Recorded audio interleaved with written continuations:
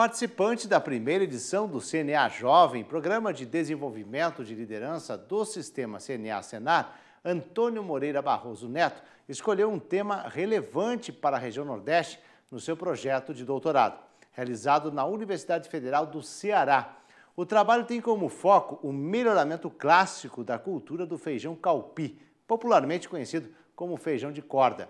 Neto pretende identificar variedades da leguminosa que têm o potencial forrageiro para a pecuária, tendo em vista as qualidades nutricionais da cultura e a rusticidade para as condições adversas do semiárido. E é justamente com o engenheiro agrônomo Antônio Moreira Neto que eu converso agora. Muito bom dia. Bom dia. Satisfação falar com você, tudo jóia. Explica aí melhor o foco do seu doutorado. Pois bem, como você já apresentou, estamos hoje trabalhando com o feijão calpi, conhecido aqui na região Nordeste como feijão calpi, né? Popularmente conhecido em outras regiões como feijão massacá. O nome científico dele é o feijão Vigna unguiculata. Para pessoas de outras regiões que não têm esse feijão como um nome, calpi ou massacá, ele é muito conhecido também como miúdo, como na região sul. A ideia do projeto, Marcelo, é o seguinte: desde há 4 anos atrás, mais ou menos, a gente vem trabalhando com feijão calpi, desde a minha graduação, mestrado e até o doutorado. No entanto, nos faltava ter a percepção do potencial do feijão calpi. Ele é muito utilizado aqui no Nordeste para alimentação humana, né? Devido ao grande potencial que ele tem, por ser rico em proteína. Então, ele é a base de proteína da alimentação nordestina, hoje de origem vegetal, posso dizer assim. Só que nos faltava uma percepção em relação ao feijão calpi.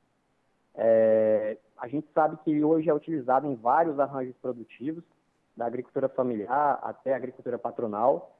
No entanto, essa percepção do feijão calpi como uma cultura voltada exclusivamente para a forragem nos faltava. Sabe-se que o produtor ele utiliza o restolho da cultura após a colheita para a alimentação animal, mas não se tem uma variedade, um cultivar desenvolvido ou selecionado especificamente para isso na nossa região Nordeste. E o feijão calpi, ele tem um potencial excelentíssimo para a nossa região. É uma cultura muito bem adaptada às nossas condições de clima, de solo, consegue se adaptar bem a essa questão climática, principalmente a baixa precipitação na região em alguns meses do ano. Então, por que não trabalhar essa cultura como uma espécie forrageira, selecionando ela como uma espécie forrageira? Então, foi isso que a gente buscou e está buscando dentro desse trabalho. E qual é a finalidade principal que você aponta aí na pesquisa que você está desenvolvendo? Você puder repetir? Qual a finalidade principal que você aponta dentro dessa pesquisa que você está desenvolvendo? A finalidade principal que nós podemos ter hoje com a cultura do feijão calpi, dentro dessa pesquisa, é justamente verificar esse potencial. A gente sabe que existem estudos dessa cultura para alimentação humana, como eu falei já anteriormente, tanto como grão verde, como grão seco ou como vagem, mas essa percepção de trabalhar o feijão calpi como forrageiro ainda não tinha passado pelos questionamentos dos pesquisadores aqui na região. Se trata de uma espécie adaptada e com um potencial nutricional muito elevado, por ser uma leguminosa, então rica em proteína, com uma baixa quantidade de lignina. A lignina está diretamente relacionada com a digestibilidade do material vegetal. Então, isso seria excelente para o produtor, aquele produtor da região semiárida, que precisa de uma espécie forrageira adaptada às nossas condições, e essa espécie estava do nosso lado aqui, está do nosso lado, mas a gente não tinha essa percepção de como está trabalhando essa espécie também para o pecuarista, não somente para o agricultor, e também para aquele agricultor que trabalha tanto com a integração de agricultura com pecuária. Então, é um modo da gente estar trazendo uma nova percepção para a cultura, dando uma outra finalidade a essa cultura tão importante para a região. E em que fase a pesquisa se encontra nesse momento? No momento, estamos com a pesquisa em fase inicial. Foi feita uma primeira seleção, onde foram avaliadas características fisiológicas das plantas. Iniciamos o trabalho com 64 acessos. Esses acessos de feijão são 64 tipos de feijão diferentes, provenientes do Banco de Germoplasma, aqui da Universidade Federal do Ceará. Então, são acessos que já eram trabalhados por agricultores, acessos que já adaptados às nossas condições, e o primeiro passo que a gente teve foi a seleção desses acessos, sempre pensando em quem? Selecionar aqueles materiais que fossem enramadores, ou seja, para produzir uma grande quantidade de massa de forragem, porque essa é a finalidade da pesquisa, e também aquele material que tivesse um porte mais elevado, também para aumentar essa quantidade de massa de forragem. Inicialmente, selecionamos esses materiais rasteiros e semi-rasteiros. Depois, colocamos em campo esses materiais e participamos de uma pequena seleção inicial, principalmente com características fisiológicas, onde foi avaliado a questão fotossintética, a questão de aproveitamento da água, o uso eficiente da água, que também é uma problemática aqui para a nossa região. A gente sabe que a região hoje enfrenta 6 anos seguidos de seca, e nada melhor do que ter culturas adaptadas a essas condições, culturas que consigam produzir, desenvolver seu ciclo e produzir nessa janela de chuvas entre 3 a 4 meses no máximo. Então, essas foram as primeiras análises avaliadas no feijão. Após essas avaliações, passaremos também para avaliações de características nutricionais, que são as avaliações bromatológicas e a produção de matéria seca por hectare. Agora, que benefícios poderá trazer para o produtor rural diretamente? O produtor rural, como aqui na região, a gente sabe bem que é uma cultura bem difundida em diferentes arranjos produtivos, seja plantada em cultivo solteiro ou em cultivo consociado, é uma forma do produtor ter mais uma estratégia, mais uma reserva de forragem para as condições críticas. E é uma cultura de fácil acesso. Todo produtor hoje tem semente de feijão calpi, seja um feijão calpi crioulo, seja um feijão calpi que o governo distribui. Então, assim, há uma facilidade para o produtor em obter um material como esse. E futuramente, quando a gente tiver um material mais promissor, por ser uma cultura bem difundida e culturalmente, o produtor aceitar bem o feijão calpi, então isso traz uma determinada facilidade. O produtor, isso ele não vai ter que estar trabalhando uma outra cultura que ele não conhece, é uma cultura já conhecida dele, só que agora com uma visão diferente, de estar trabalhando ela com um viés completamente diferente da produção para a alimentação humana restritamente. Agora pensando também para a produção de forragem e pensando também na qualidade dessa forragem também.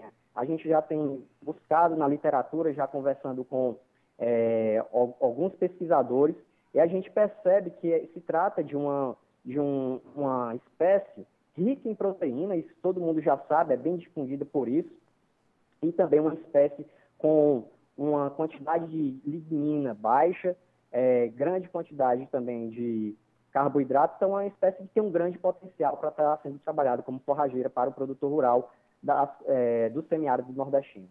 E como é que surgiu aí a ideia de estudar esse tema? A ideia do tema é até engraçado, como eu falei no início.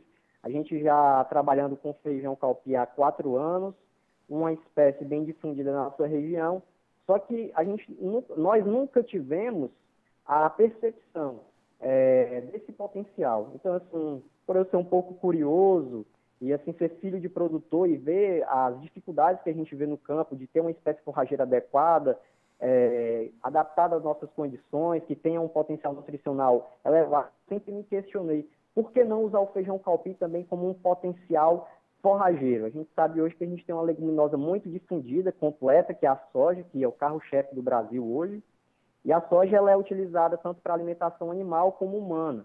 A princípio, nós estamos pensando no feijão calpi como uma espécie apenas para pastejo, mas existem já percepções de também estar trabalhando o grão do feijão calpi em pesquisas futuras para ter essa visão nova do feijão calpi e estar trazendo isso para o produtor como uma nova estratégia para lidar com as condições de estiagem. Você já citou algumas coisas, mas qual o uso mais comum desse tipo de feijão e quais são as características? O feijão calpi, como eu falei anteriormente, ele é muito difundido na região Nordeste, região Norte, na agricultura familiar. ele é o carro-chefe da proteína vegetal para alimentação humana. Ele é utilizado como grão seco, né? O grão seco utilizado para alimentação humana, também um grão verde, que é muito difundido aqui no Nordeste, e hoje já se trabalha o feijão calpi para a produção de vagem, onde é consumido como uma hortaliça.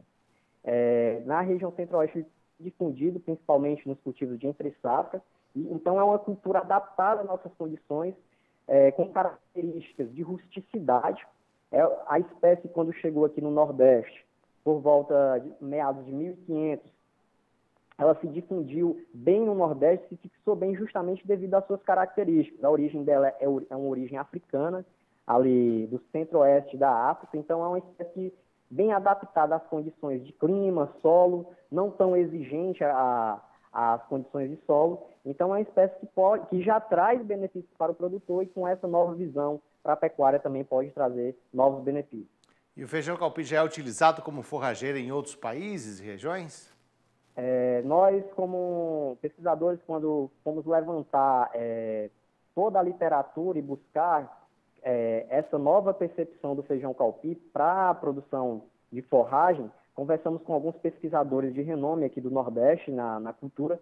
Não se tinha nenhum trabalho, nenhum relato de uso dele exclusivamente com finalidade forrageira, mas na literatura a gente já vinha buscando e encontramos algumas informações sendo utilizadas nos Estados Unidos. Lá o feijão calpi, a finalidade dele é quase que exclusivamente para forragem.